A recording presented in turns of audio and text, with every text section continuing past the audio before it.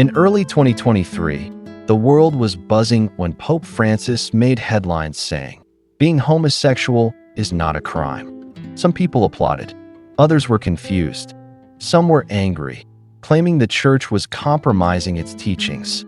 And once again, the question was raised: what exactly does the Catholic Church believe about LGBTQ+ people?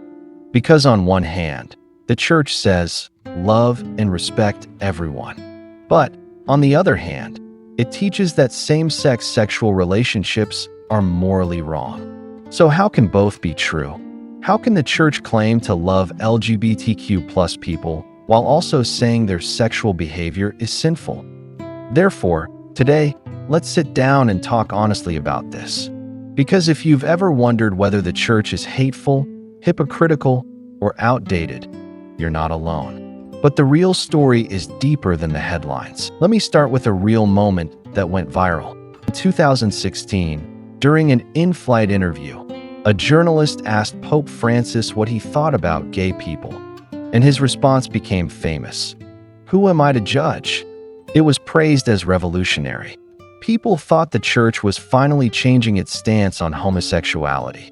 But fast forward a bit, and the church still officially teaches that marriage is between a man and a woman, and that sexual acts between people of the same sex are sinful. So which is it? Is the church softening or holding firm?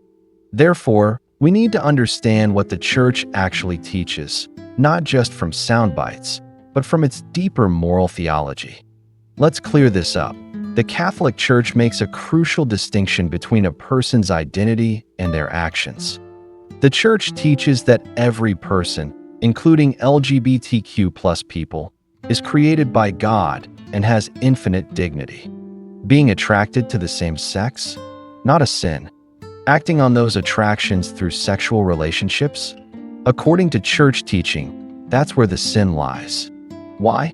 Because the church believes that sexual intimacy was designed by God for marriage, and that marriage is the union of a man and a woman, open to life.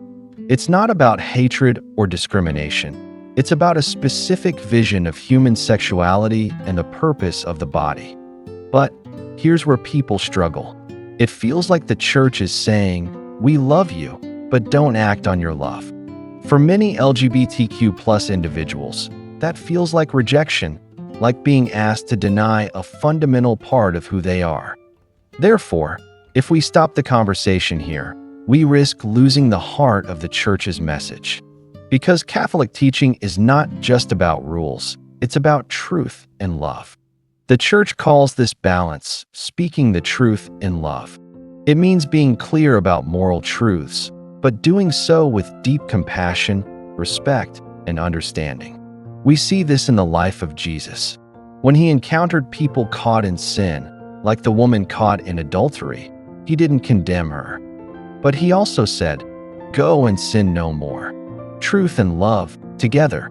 Unfortunately, the church hasn't always done a great job showing that love.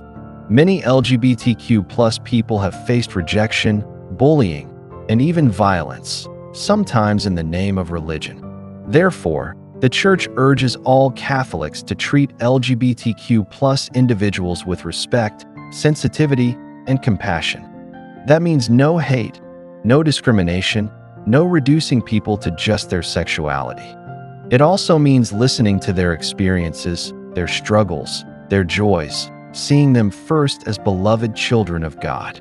Here's something we often forget. The church isn't just calling LGBTQ+ people to chastity.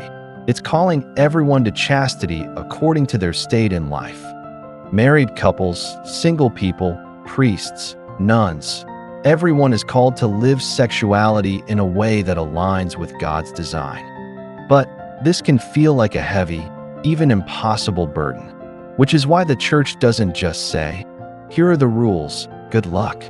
Therefore, the church offers the sacraments, community, prayer, and spiritual support, like groups such as Courage International, which help LGBTQ+ Catholics live their faith fully while embracing chastity. The church teaches that every LGBTQ+ person is loved, valued, and made in God's image. Same-sex attraction is not a sin. Sexual activity outside God's design for marriage is sinful for everyone, not just LGBTQ plus people.